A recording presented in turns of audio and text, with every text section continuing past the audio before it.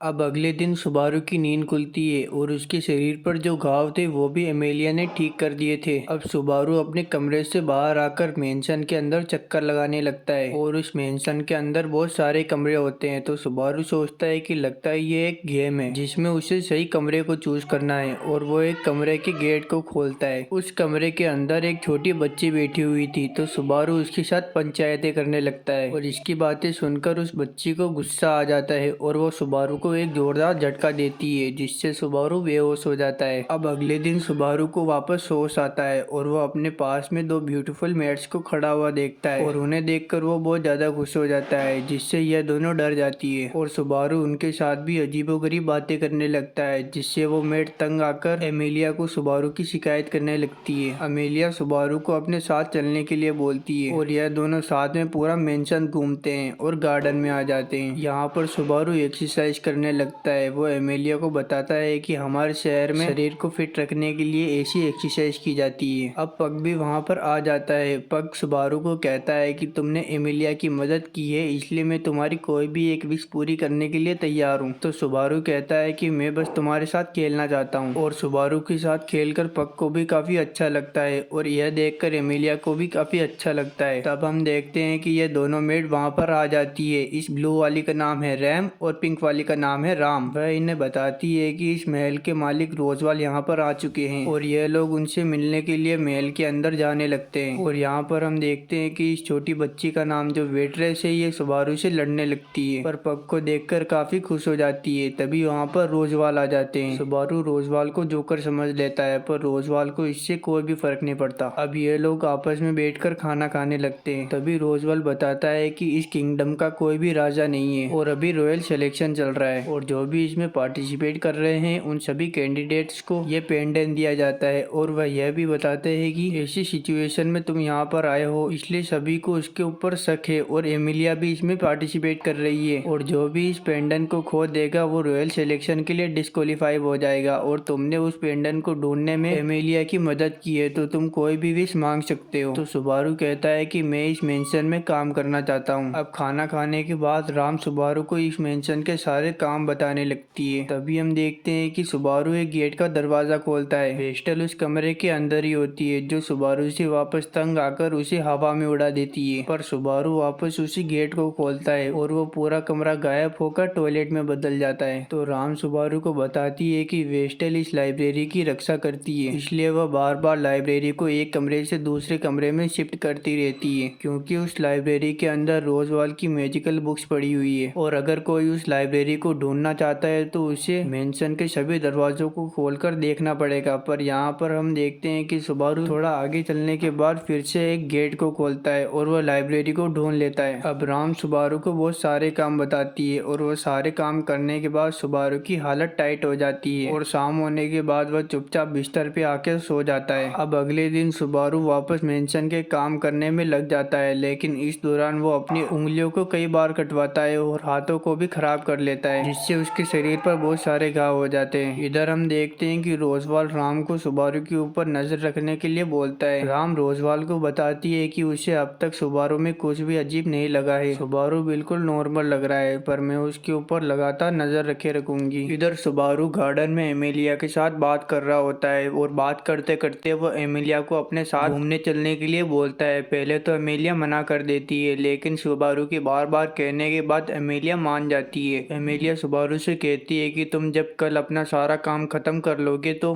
फिर हम दोनों घूमने के लिए चलेंगे। और यह सुनकर सुबारू काफी खुश होता है पर सोने से पहले वो लाइब्रेरी में जाकर वेटनेस को गुड नाइट बोलता है पर लगता है वेटनेस को यह पसंद नहीं आता और वो सुबारू को वापस उड़ाकर बाहर फेंक देती है। अब हम सुबारू को सोते हुए देखते हैं जो काफी बेचैन होता है। वो कल तक का इंतजार नहीं कर पाता और मन ही मन में ख्याली पुलाव पकाने लगता है और जब वो खुशी के मारे सुबह उठता है तो वो वापस इन दोनों मेट्स को अपने पास देखता है पर सुबारू ने सही कपड़े नहीं पहने थे इसलिए वो शर्मा जाता है पर वो थोड़ा दिमाग पर जोर देता है और तब जाकर उसे पता चलता है कि वो वापस पास्ट में आ चुका है यानी कि जब सुबारू सो रहा था तो किसी ने उसे सोते हुए ही मार दिया। अब सुबारू रोते रोते वहाँ से भाग जाता है और वेटनेस की लाइब्रेरी में आ जाता है। वेटनेस उसे कहती है कि तुम आखिर क्यों आई हो पर सुबारू रोते हुए कहता है कि मुझे बस थोड़ी देर यहाँ पर बैठने दो और थोड़ी देर बाद सुबारू वापस नॉर्मल हो जाता है। वो कहता है मुझे फिर फिर से शुरू करना होगा। और वो जैसे ही कमरे के बाहर निकलता है तो इसे एमेलिया मिल जाती है। सुबारू और एमेलिया दोनों आपस में बातचीत करते हैं, तभी पग उठ जाता है और वो सुबारू को गुड मॉर्निंग बोलता है। सुबारू भी पग के साथ खेलने लग जाता है और पग को भी काफी अच्छा लगता है। अब सुबारू वापस वैसा ही करता है जैसा उसने पिछली बार किया था। वह रोजवाल से भी मिलता है और वापस महल में काम करने की विश मांगता है और उसे इजाजत दे दी जाती है। अब सुबारू रोजवाल के साथ नहाने जाता है और नहाने के बाद राम रोजवाल के कपड़े लेकर आती है और उसे देखकर सुबारू को काफी अजीब लगता है। अब सुबारू चेंजिंग रूम में होता है जिसके लिए कपड़े रैम लेकर आती है। तो सुबारू रैम से कहता है कि तुम्हारे इन कपड़ों के अलावा कोई दूसरे कपड़े नहीं है क्या? वह बताती है कि मेंशन में काम करने वालों को ऐसे ही कपड़े पहनने पड़ते हैं। तो रैम सुबारू को कहती है कि उन्हें दूसरे कपड़ों की जरूरत भी नहीं है। अब हम देखते हैं कि सुबारू अपने कमरे में बैठा हुआ होता है, तभी वहाँ पर राम आ जाती है। राम सुबारू को पढ़ना लिखना सिखाती है। सुबारू से कहती है कि तुम अगर इस मेंशन में काम करना चाहते हो तो तुम्हें पढ़ना लिखना आना चाहिए ताकि तुम बाजार से सामान ला सको, इससे हमारा ही फायदा होगा। और राम सुबारू को फेरी टेल्स की बुक से शुरुआत करवाती है। थोड़ी देर बाद हम देखते हैं कि राम सुबारू को पढ़ाते पढ़ाते ही सुबारू के बेड पर सो जाती है। अब रैम और सुबारू मार्केट से सब्जियां खरीदने के लिए आते हैं, पर उस दौरान सुबारू को एक कुत्ते का पिल्ला काट लेता है और उसके हाथों से खून निकलने लगता है। राम उसे कहती है तुम ठीक हो ना? तो सुबारू कहता है कि ऐसी छोटी मोटी चोटें तो लगती रहती है। अब ये दोनों लौटकर मेंशन आ जाते हैं। अब सुबारू रोज की तरह पढ़ाई कर रहा होता है, पर रैम और रोम उसे पढ़ाने नहीं आ सकी, इसलिए उसे पढ़ाने एमेलिया आ जाती है। और सुबारू एमेलिया को देखकर काफी नर्वस होता है। वह एमेलिया को कहता है कि मैं तुम्हारी वजह से पढ़ाई में फोकस नहीं कर पा रहा, और वो बातों बातों में ही एमेलिया को डेट के लिए पूछ लेता है और एमेलिया भी उसके साथ डेट पर चलने के लिए मान जाती है। अब इस तरफ हम देखते हैं कि सुबारू पूरी रात जागने का प्लान बनाता है। वह यह देखना चाहता था कि आखिर उस रात उसे किसने मारा था, और वो पूरी रात जागने की कोशिश करता है। पर कुछ घंटों बाद ही उसकी तबीयत अचानक से बहुत खराब होने लगती है और वो मेंशन में इधर उधर घूमकर मदद के लिए सबको बुलाने लगता है, पर कोई उसकी आवाज नहीं सुनता। और तभी कोई अनजान चीज सुबारू के ऊपर हमला करती है और सुबारू दूर आकर गिर जाता है। और हम देखते हैं कि सुबारू का एक हाथ अलग हो चुका है और वो बस मरने की कगार पर है। वही चीज सुबारू के ऊपर वापस हमला करती है, जिससे उसकी आंखें बाहर आ जाती है और उसका खेल खत्म हो जाता है। अब सुबारू वापस पास्ट में उठता है, लेकिन वो उस दर्द को याद करते हुए जोर से चिल्लाने लगता है, जिससे ये दोनों मेट घबरा जाती है। सुबारू पिछली बार की तरह रोने के बजाय वापस इस गेम को शुरू करने के लिए काफी एक्साइटेड होता है। सुबारू चलते हुए सोचता है कि आखिर वो कौन था जिसने मुझे इतने बुरी तरीके से मारा था। काश मैं उसकी शक्ल देख पाता जिसने मुझे मारा था। और ये सोचते सोचते वो विटनेस की लाइब्रेरी में आ जाता है। अब हम देखते हैं कि सुबारू वापस विटनेस के साथ अजीबोगरीब बातें करने लगता है। तो विटनेस बड़े प्यार से सुबारू को गेट के बाहर धक्का दे देती है, जिससे सुबारू का मुंह कीचड़ में हो जाता है। और तभी वहाँ पर एमेलिया भी आ जाती है। वो सुबारू को कहती है कि कभी कभी चेहरे पर मिट्टी लगाना भी अच्छा होता है। तो सुबारू कहता है कि तुम तो बस ऐसे ही कह रही हो। अब सुबारू कीचड़ में भरा हुआ था, तो पग उसे साफ करता है और उसके पानी की बाउंडर की वजह से सुबारू की रूह कांप जाती है। अब हम देखते हैं कि सुबारू पहले की तरह ही वापस सब कुछ रिपीट करने लगता है, लेकिन इस बार जब वो रोजवाल से मिलता है तो वो महल में काम करने के बजाय वहाँ का गेस्ट बनकर रहने की बात करता है। दरअसल सुबारू को कुछ छानबीन करनी थी, इसलिए वो गेस्ट बनने के बारे में बात करता है। अब हम देखते हैं कि सुबारू रोज की तरह पढ़ाई कर रहा होता है, तभी वहाँ पर राम उसके लिए चाय लेकर आ जाती है। और उसी वक्त सुबारू राम को एक कहानी सुनाने लगता है, जिसमें वो राम को बताता है कि तुम्हें पता है कि कई सालों पहले दो ओगर हुआ करते थे, एक रेड ओगर और एक ब्लू ओगर। रेड ओगर गांव वालों से दोस्ती करना चाहता था, लेकिन उसके सींग की वजह से गांव वाले उसके पास नहीं आते थे, और यह बात जाकर उसने ब्लू ओगर को बताई। ब्लू ओगर ने कहा कि हम लोग एक काम करते हैं, मैं उन गांव वालों के ऊपर हमला करूंगा और तुम आकर उन्हें बचा लेना, जिससे तुम उन गांव वालों के दोस्त बन जाओगे। और वो दोनों बिल्कुल ऐसा ही करते हैं और उनका प्लान काम भी कर जाता है। पर रेड ओगर तो गांव वालों का दोस्त बन जाता है, पर ब्लू ओगर उनका दुश्मन बन जाता है। अब सुबारू राम से पूछता है कि आखिर दोनों में से किसकी गलती है? तो राम कहती है कि यह ब्लू ओगर की गलती है, उसे गांव वालों के पास जाना ही नहीं चाहिए था। इधर सुबारू कहता है कि सच बताऊं तो इसमें दोनों में से किसी की भी गलती नहीं है। अब अगले दिन सुबारू विटनेस को जाकर पूछता है कि क्या तुम्हें ऐसे जादू के बारे में पता है जिससे किसी को बिना फिजिकल टच किए मारा जा सके? तो विटनेस उसे बताती है कि उसे ऐसे किसी भी मैजिक के बारे में नहीं पता, पर उसे दो तरीकों के बारे में पता है, एक कर्स की वजह से और दूसरा लोगों के शरीर से उनका सारा माना खत्म करने से। इन दोनों तरीकों से हम किसी को भी बिना फिजिकल टच किए मार सकते हैं। तो सुबारू को याद आता है कि जब वो इससे पहली बार मिला था तो उसने सुबारू के साथ ऐसा ही कुछ किया था, पर वेटनेस को तो कुछ भी याद नहीं होता और वो सुबारू को वापस वहाँ से भगा देती है। सुबारू बहुत कोशिश करता है कि उसे कुछ पता चले, पर उसे कुछ भी पता नहीं चलता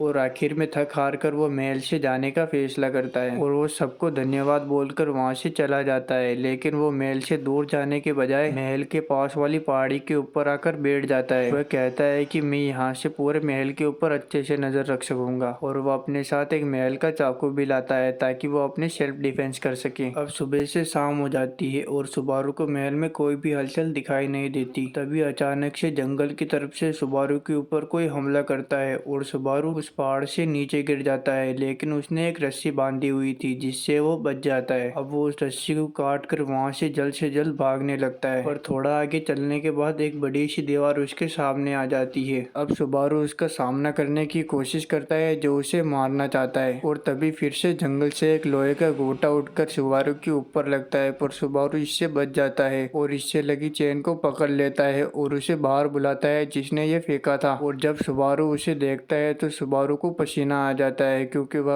और कोई नहीं बल्कि रैम होती है और उसे देखकर सुबारू कहता है कि मुझे लगा नहीं था कि वो तुम होगी। और वो जल्दी से कैमरे के फ्लैश की मदद से रैम को साइड हटाकर वहाँ से भाग निकलता है, पर बेचारे की किस्मत काफी खराब है। वो चलते चलते ही नीचे गिर जाता है और जब वह ध्यान से देखता है तो उसका एक पैर टूट चुका था। अब रैम वहाँ पर आ जाती है और चुपचाप सुबारू का पैर हील करने लगती है क्योंकि रैम ने सुबारू का अभी पैर तोड़ा था। अब रैम वापस उसका पैर जोड़कर वापस तोड़ देती है और सुबारू को बहुत बेरहमी से मारती है। सुबारू उससे कहता है कि आखिर मैंने तुम्हारा क्या बिगाड़ा था जो तुम लोग मेरे साथ ऐसा कर रहे हो, क्या कर दिया मैंने। पर रैम कहती है कि मुझे पता है कि तुम वेच ऑफ एडविन के साथ मिले हुए हो। सुबारू रैम को बार बार कहता है कि मेरा उससे कोई लेना देना नहीं है, पर रैम उसकी एक नहीं मानती और उसका खेल खत्म कर देती है। अब सुबारू वापस पास्ट में चला जाता है, पर जैसे ही उसकी नींद खुलती है तो वो सामने रैम को देखकर काफी ज्यादा घबराने लगता है और जोर जोर से चिल्लाने लगता है और उसकी आवाज सुनकर रैम और रोम वहाँ से चले जाते हैं और उनकी जगह एमिलिया उनके पास आ जाती है। सुबारू सोचता है कि वह एमिलिया को सब कुछ सच सच बता देगा कि उसके साथ क्या हुआ, पर जैसे ही वो उसे बताने की कोशिश करता है तभी उसके आसपास सब कुछ अचानक थम जाता है और अचानक से कोई काला हाथ आकर उसके दिल को जोर से दबाने लगता है, जिससे सुबारू की हालत काफी खराब हो जाती है और उसे डर लगने लगता है। इसलिए एमिलिया सुबारू के पास विटनेस को भेजती है और पक के कहने पर वो सुबारू के साथ एक कॉन्ट्रैक्ट बनाती है जिसमें वो सुबारू को मरने से बचाएगी। अब वह डरावनी रात वापस आ जाती है और सुबारू अपने बेड पर सोया हुआ होता है। तभी उसे अजीबोगरीब सपने आने लगते हैं जिसमें वह सपने में देखता है कि रैम उसे मारने की कोशिश कर रही है और तभी सुबारू का कोई हाथ पकड़ लेता है और सब कुछ नॉर्मल हो जाता है। और जब सुबारू की आंख खुलती है तो वो अपने आप को लाइब्रेरी में देखता है और सुबारू वहाँ से जाने की बजाय पूरी रात लाइब्रेरी में रहने का फैसला करता है। और थोड़ी देर बाद विटनेस वहाँ से चली जाती है। सुबारू उससे कहता है कि मुझे इसे छोड़कर मत जाओ और वो दरवाजे के पास ही सो जाता है। और कुछ देर बाद जब वो गेट को खोलता है तो सुबह हो चुकी थी। इसका मतलब सुबारू कल रात मरने से बच जाता है। तभी वहाँ पर एमिलिया सुबारू को लेने के लिए आ जाती है। वह सुबारू का हाथ पकड़कर उसे जल्दी से कहीं ले जाने लगती है और वह दोनों रैम और राम के कमरे में आ जाती है। और तभी अचानक से राम सुबारू को एक पंच मारती है और उससे कहती है कि मुझे पता है कि इसके पीछे तुम ही हो, जल्दी बताओ तुमने मेरी बहन के साथ क्या किया। और इधर सुबारू को पता चलता है कि उसकी जगह रैम मारी जा चुकी है। सुबारू सबको बताने की कोशिश करता है कि यह सब कर्ज की वजह से हुआ है, पर वो बता नहीं पाता। अब इधर राम सुबारू के ऊपर बहुत ज्यादा गुस्सा होती है और उसे मारने की कोशिश करती है। तभी विटनेस सुबारू को बचा लेती है। इधर हम देखते हैं कि रोजवाल भी राम के साथ है और वो भी सुबारू को मारने की फुल फिराक में है, पर अमेलिया और विटनेस सुबारू को बचा लेती है। इधर सुबारू को कुछ भी समझ में नहीं आ रहा होता और वो जल्दी से दौड़ते हुए पहाड़ी के ऊपर आ जाता है और वो काफी दुखी होता है। तभी वहाँ पर विटनेस भी आ जाती है। विटनेस उसे वहाँ से भाग जाने के लिए कहती है। सुबारू उससे कहता है कि मैं वापस सब कुछ सही कर दूंगा। सुबारू उनसे कहता है कि मैं उनसे माफी मांग लूंगा। तो विटनेस उससे कहती है कि तुम गलत फहमी को दूर करने के सारे मौके गवा चुके हो। तभी सुबारू को याद आता है कि जब वो नींद में मरने वाला था तभी उसका जिसने हाथ पकड़ा था वो रैम और रोम ही थे और उसकी सबसे ज्यादा फिक्र रैम और रोम को थी। और तभी वहाँ पर राम आ जाती है और वो सुबारू को मारने की बात करती है। इधर सुबारू यह सोचकर खुश हो रहा होता है है कि वो जैसा रैम और रोम को समझता था वह वैसी नहीं है, बल्कि उन्हें सच में सुबारू की फिक्र है। और वो विटनेस और राम को कहता है कि मैं सब कुछ फिर से सही कर दूंगा, और यह कहकर वो खुद ही पहाड़ी से कूद जाता है और वापस मर जाता है।